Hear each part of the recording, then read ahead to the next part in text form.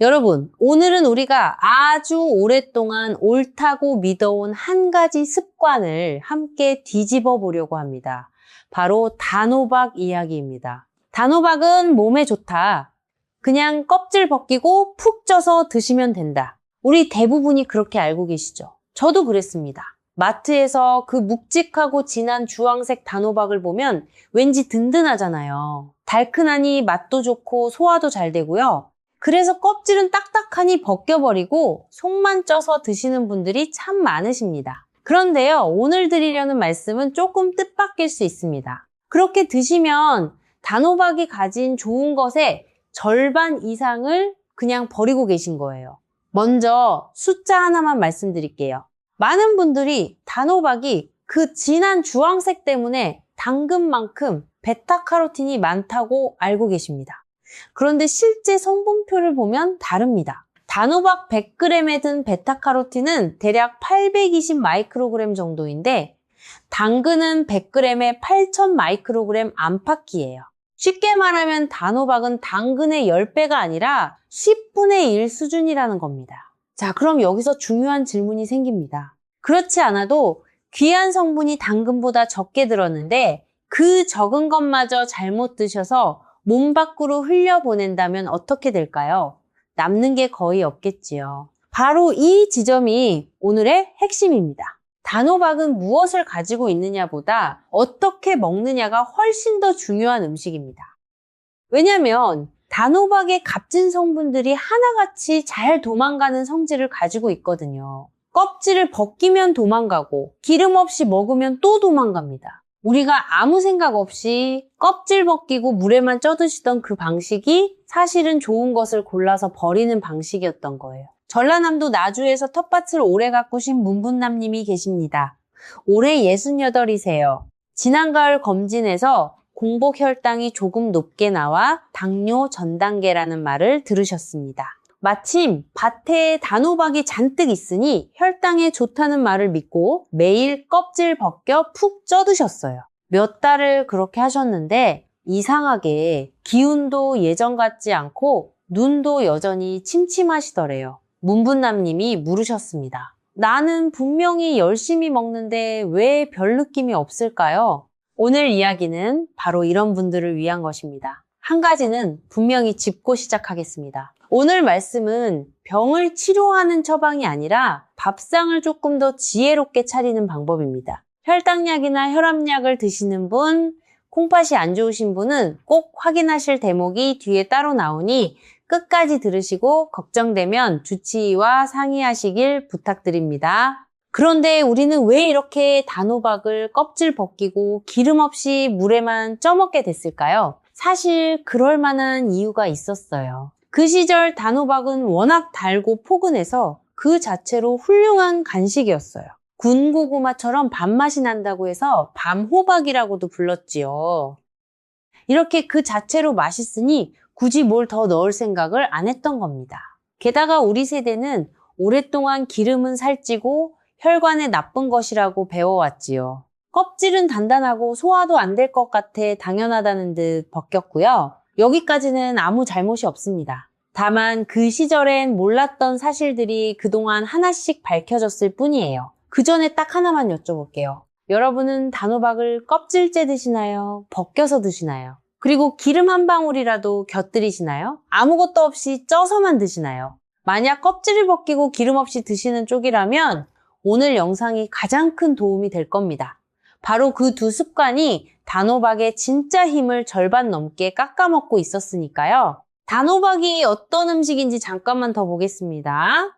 열량은 100g에 대략 60kcal로 아주 낮은 편인데 단맛은 고구마 못지않게 달큰합니다. 혈당에 미치는 영향을 나타내는 혈당 부하 지수를 보면 농촌진흥청과 한 대학이 함께 낸 자료에서 단호박은 6.6, 쪄먹은 고구마는 15.5였어요. 같은 단맛인데도 2배 넘게 차이가 납니다. 왜 이게 중요할까요? 밥을 먹고 나서 혈당이 급하게 치솟는 일이 자꾸 반복되면 그 충격으로 혈관 안쪽이 조금씩 상합니다. 이게 세월과 함께 쌓이면 당뇨와 심혈관 질환으로 이어져요. 그러니 우리 모두 이 혈당 스파이크를 얼마나 잘 다스리느냐가 참 중요합니다.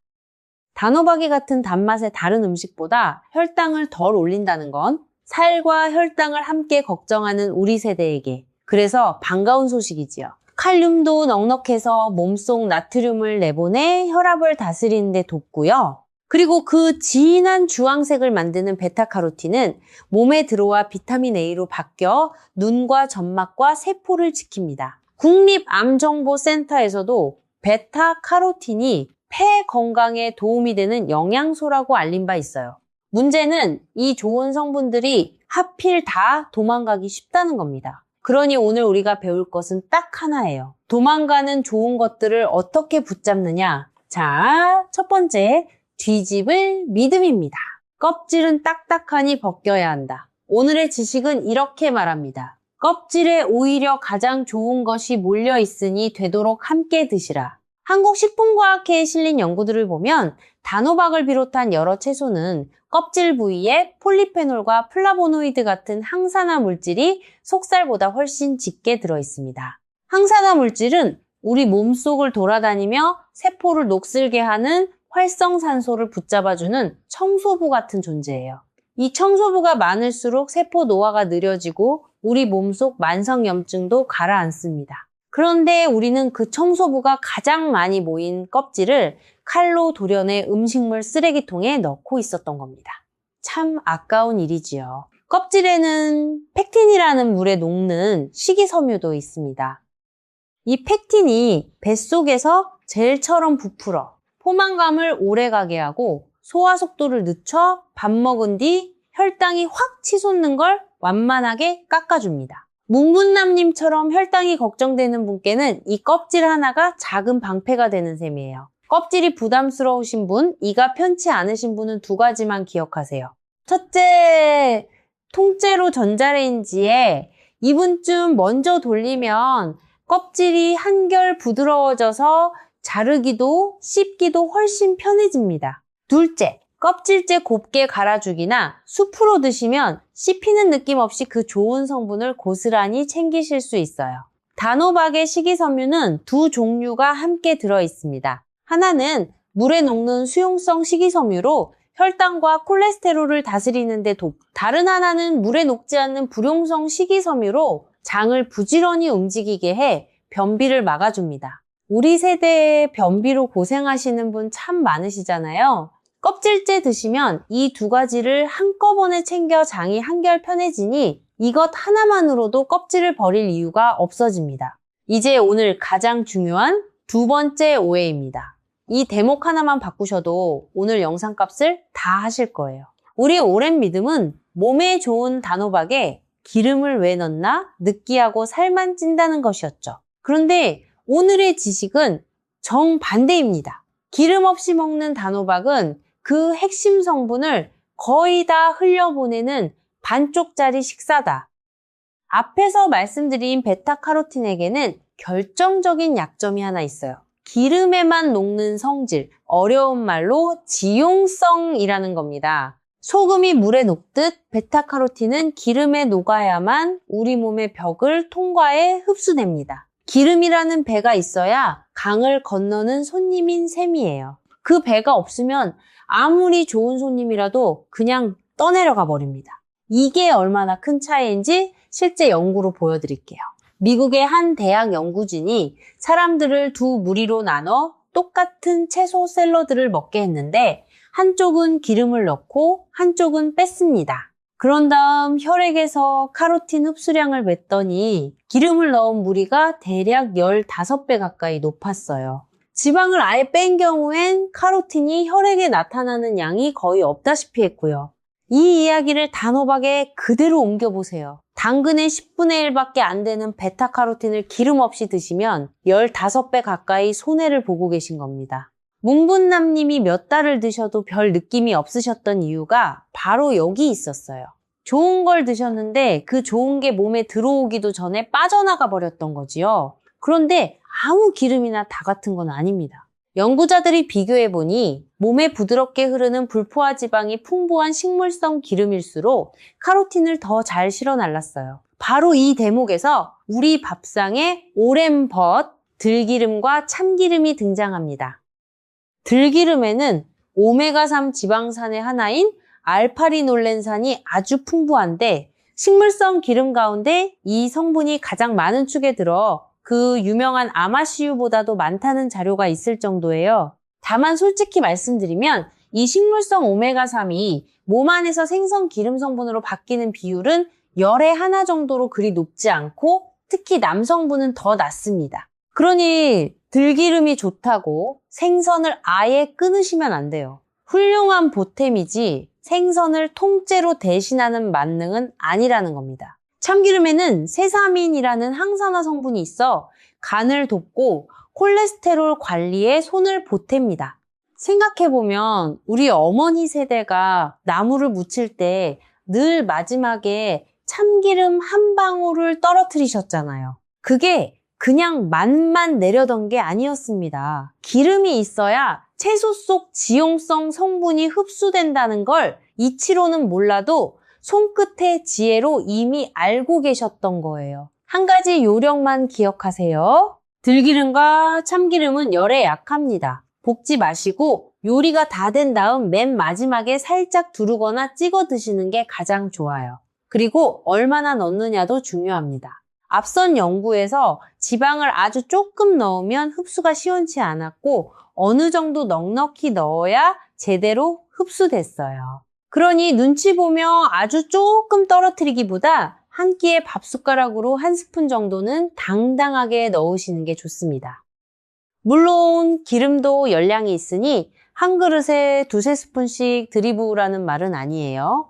한 끼에 한 스푼 정도가 딱 알맞습니다. 그 한 스푼이 단호박의 베타카로틴을 몇 배로 살려낸다고 생각하시면 절대 아까운 기름이 아니지요. 쪄낸 단호박을 들기름에 콕 찍어만 드셔도 되고 얇게 썰어 참기름에 조물조물 묻혀 나물처럼 드셔도 되고 된장국에 넣어 익힌 뒤 마지막에 참기름 한 스푼을 둘러도 됩니다. 이 대목에서 소개하고 싶은 분이 계세요. 담양에 사시는 여기부님입니다. 올해 69이시고 평생 나물 반찬을 손수 무쳐 드신 분이에요. 어릴 적 어머니에게 배운 대로 어떤 나물이든 마지막에 꼭 참기름 한 방울을 넣으셨는데 왜 넣느냐고 여쭤보면 그냥 그래야 맛있으니까 하고 웃으셨답니다. 그런데 이번에 저희 이야기를 들으시고는 무릎을 치셨어요.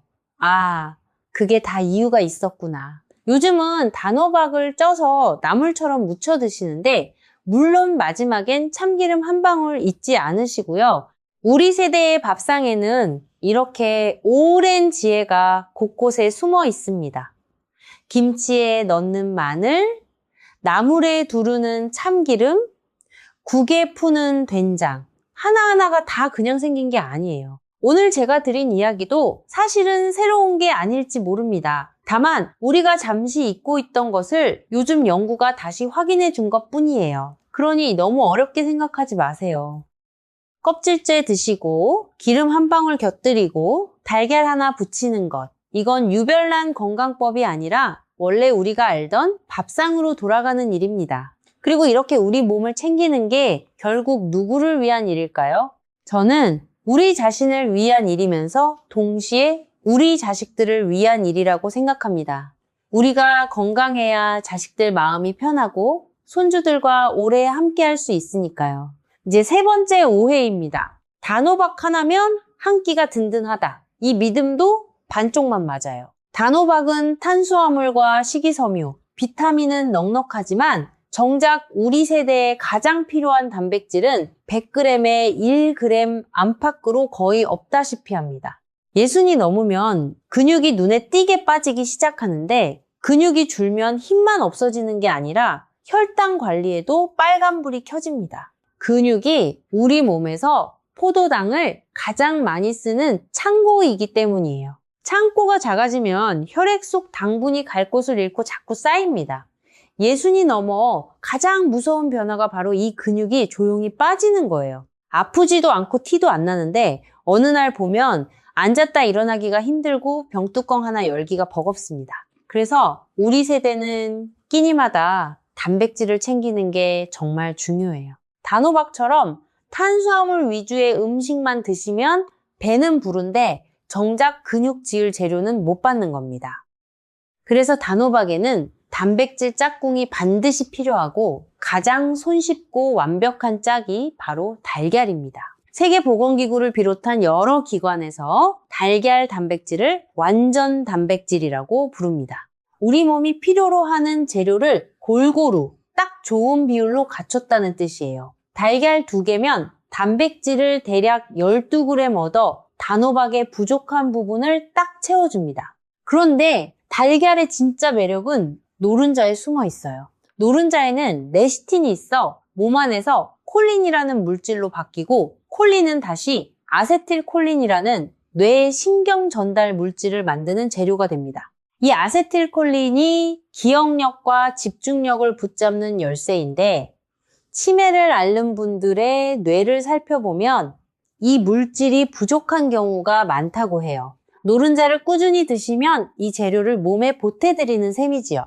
그리고 더 중요한 거, 노른자에는 루테인과 지아잔틴이 들어있습니다. 이 둘은 우리가 글씨를 또렷하게 보고 얼굴을 알아보는 눈 한가운데 황반을 지키는 핵심 재료예요. 이 황반이 나이 들며 망가지는 병이 황반변성인데 60 넘은 분들이 시력을 잃는 가장 흔한 원인 가운데 하나입니다. 그런데 루테인과 지아잔틴은 우리 몸이 스스로 만들지 못해 오로지 음식으로만 채울 수 있어요. 미국 국립암연구소에서 50에서 85, 세 사이 4,200명이 넘는 분들을 대상으로 큰 연구를 했습니다. 루테인과 지아잔틴을 꾸준히 챙긴 분들이 황반변성이 심해지는 속도가 더 느렸고 특히 평소 이 성분을 적게 드시던 분들에게서 효과가 뚜렷했어요. 이미 부족한 사람일수록 채워 넣었을 때 이득이 크다는 뜻입니다.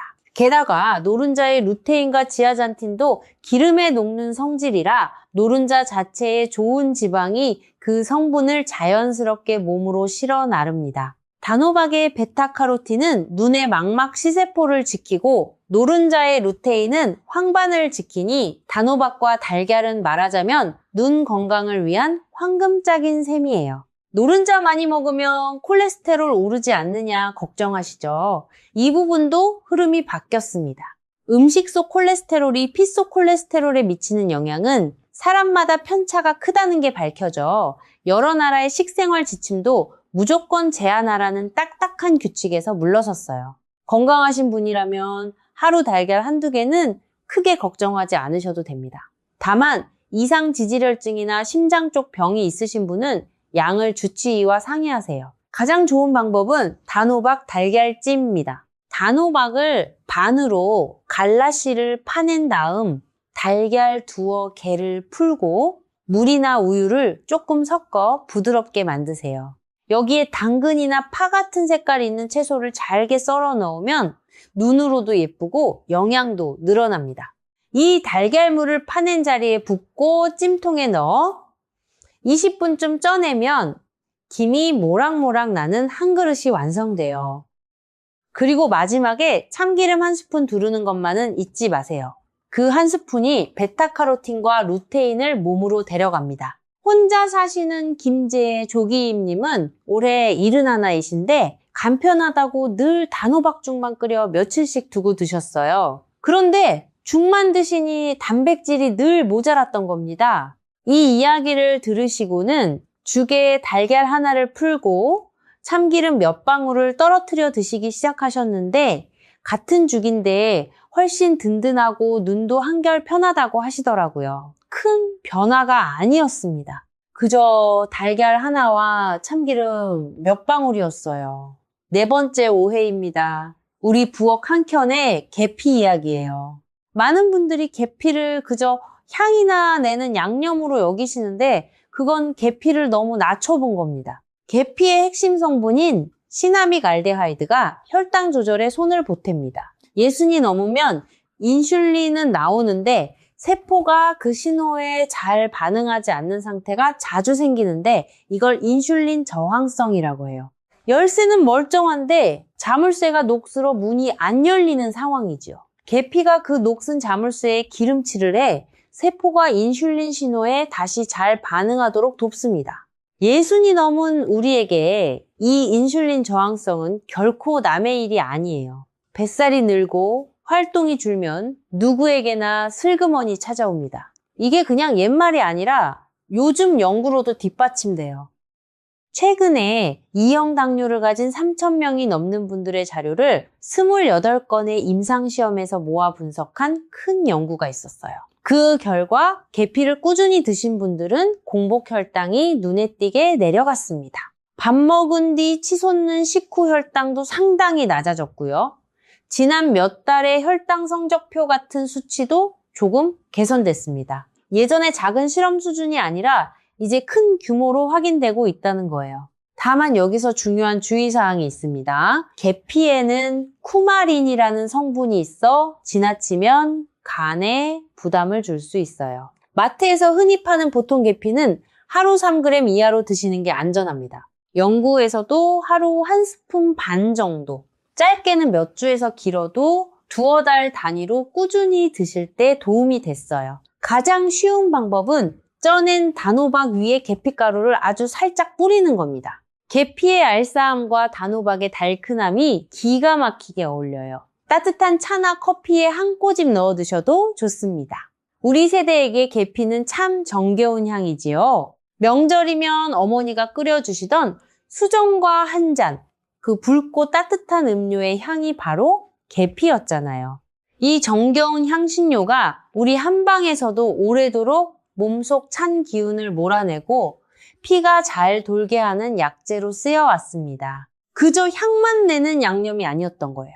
게다가 계피의 좋은 점은 혈당에만 있는 게 아닙니다.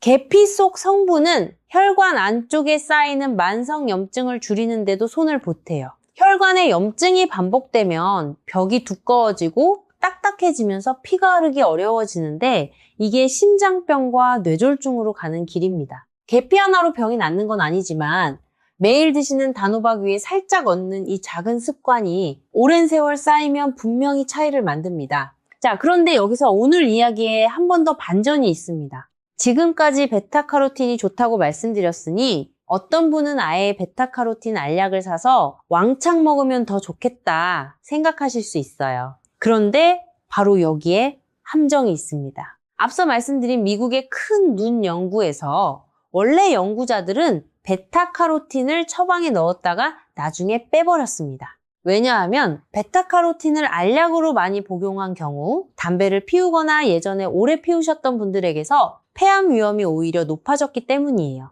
그래서 그 자리를 루테인과 지아잔틴으로 바꿨습니다.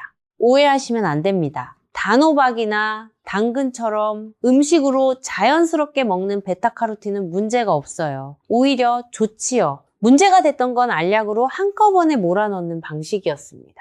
특히 담배를 오래 피우신 분이라면 베타카로틴 보충제를 함부로 드시는 건 다시 생각해 보셔야 해요. 무주에 사시는 표종근님이 딱 그런 분이셨습니다. 올해 73이시고 젊어서부터 담배를 오래 피우셨는데 눈이 안 좋아지니 베타카로틴 영양제를 잔뜩 사다 놓으셨더라고요. 이 연구 이야기를 전해드렸더니 깜짝 놀라시고는 영양제 대신 단호박과 당근을 밥상에서 챙기는 쪽으로 방향을 바꾸셨어요. 참 잘하신 결정입니다. 자연이 음식 속에 알맞게 담아준 양을 밥으로 드시는 게 가장 안전하고 지혜로운 길이에요. 좋은 성분이라고 알약으로 밀어넣는다고 무조건 좋은 게 아니라는 것. 이게 오늘의 또 다른 교훈입니다. 이제 아주 중요한 대목입니다. 좋은 음식도 내 몸 상태에 맞지 않게 드시면 오히려 독이 될 수 있어요. 대한당뇨병 학회의 식이 지침을 보면 단호박은 당분을 꽤 품은 식품으로 분류됩니다. 고구마나 흰쌀밥보다는 혈당을 덜 올리는 건 맞지만 그렇다고 끝없이 드셔도 된다는 뜻은 절대 아니에요. 특히 당뇨 진단을 받으신 분, 인슐린 주사를 맞는 분은 하루 200에서 300g 안쪽으로 조절하시고 반드시 달걀이나 두부 같은 단백질과 함께 드세요. 정읍에 사시는 배칠성님이 그런 경우였어요. 당뇨를 20년 넘게 앓으셨는데 단호박이 좋다는 말에 하루 몇 덩이씩 죽을 땜 드셨더니 오히려 혈당이 더 올랐습니다. 좋다는 음식도 양을 넘기면 이렇게 됩니다. 이제 한 끼에 손바닥만큼만, 그리고 반드시 달걀이나 두부 같은 단백질과 함께 드시니 훨씬 안정됐다고 하세요. 좋다고 많이 먹는 게 아니라 내 몸에 맞게 알맞게 먹는 것. 이게 진짜 지혜입니다. 콩팥이 약하신 분도 꼭 주의하셔야 합니다.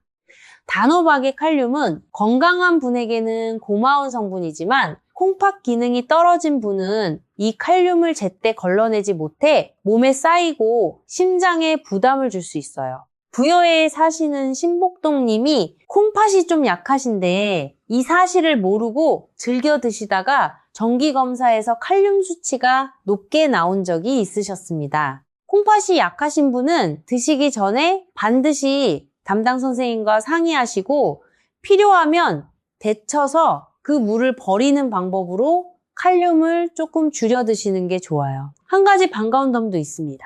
단호박에는 비타민C가 제법 들어 혈관과 관절을 이루는 콜라겐을 만드는 데 돕고 나트륨이 아주 저거짜게 드시는 우리 밥상에 균형을 맞춰줍니다.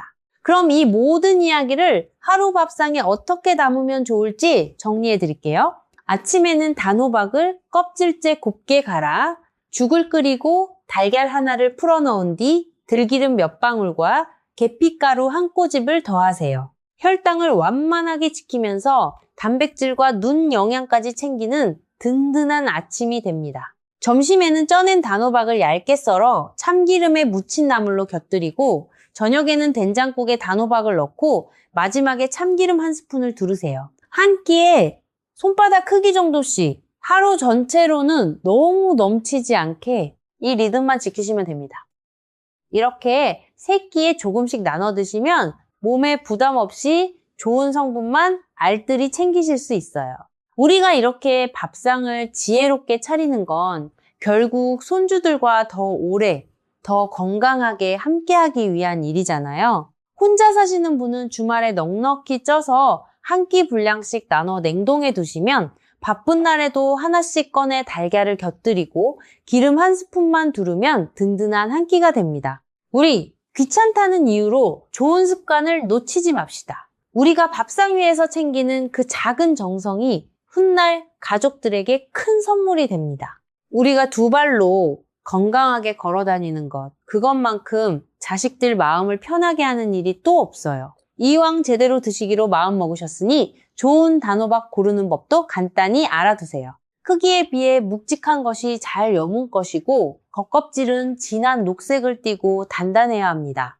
손톱으로 눌러 쑥 들어가면 덜 여물었거나 오래된 것이니 피하시고 꼭지가 바짝 마르고 단단한 것이 잘 익은 표시예요. 통째로는 서늘한 곳에서 여러 달 두어도 괜찮지만 한번 자른 뒤에는 씨를 파내고 잘 싸서 냉장 보관하고 며칠 안에 드시는 게 좋습니다. 그리고 아까 활성산소라는 말이 좀 어려우셨을 것 같아 다시 쉽게 풀어드릴게요. 쇠붙이를 바깥에 오래 두면 벌집게 녹이 슬지요. 우리 몸속 세포도 마찬가지예요.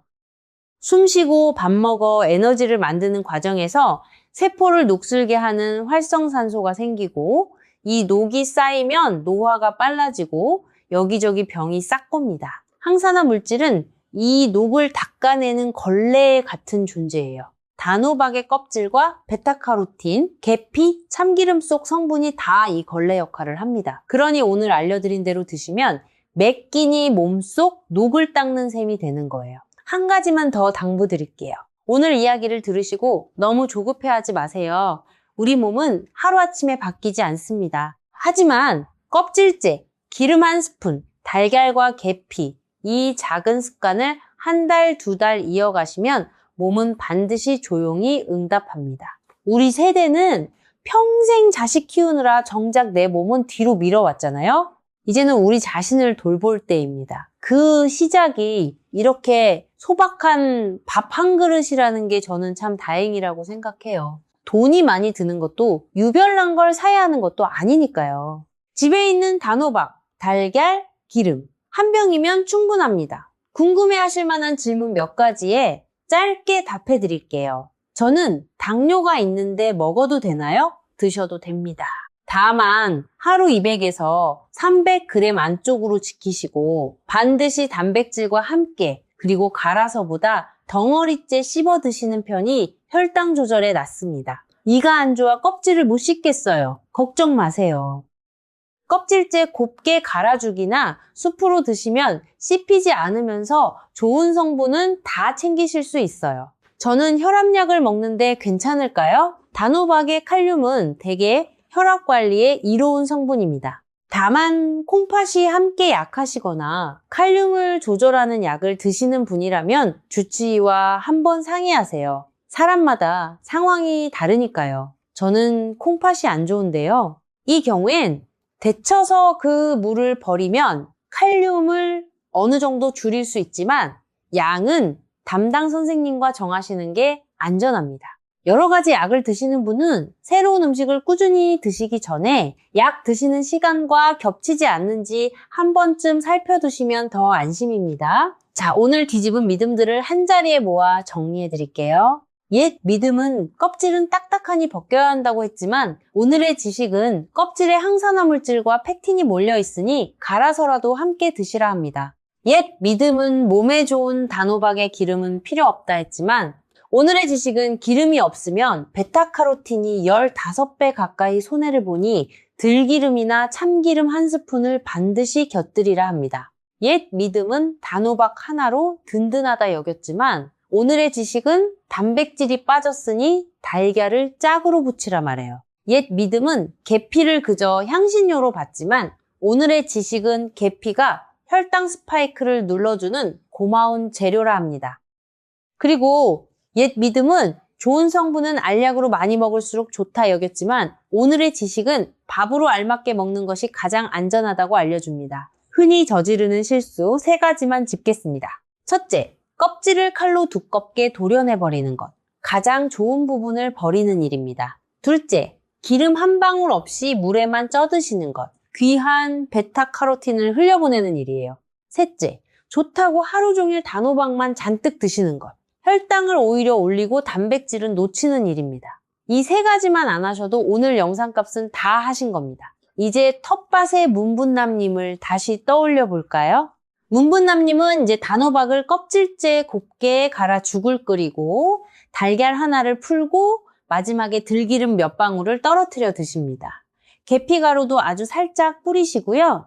바뀐 건 몇 가지 안 됩니다. 껍질을 안 버리고 기름 한 스푼을 더하고 달걀 하나를 곁들이고 양을 알맞게 지키는 것. 그런데 이 작은 차이가 같은 단호박에서 얻는 것을 완전히 다르게 만들어줍니다.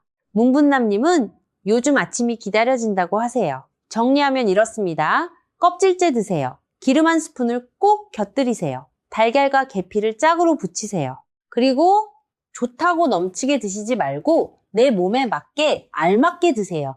이 4가지만 기억하시면 됩니다. 오늘 이야기가 도움이 되셨다면 혈당이 걱정되거나 눈이 침침해지셨다는 가족이나 이웃 한 분께 슬쩍 알려주세요. 우리가 아는 걸 곁에 있는 분과 나누는 그 마음이 이 자리를 이어가는 힘이 됩니다. 오늘도 끝까지 함께 해주셔서 참 고맙습니다. 오늘 배운 4가지를 종이에 적어 냉장고 문에 붙여두시면 매일 눈에 들어와 잊지 않으실 거예요. 껍질째, 기름 한 스푼, 달걀과 계피, 그리고 알맞은 양. 이 4마디면 충분합니다. 여러분의 2다리로 손주 손잡고 오래오래 걸으시길 진심으로 바랍니다.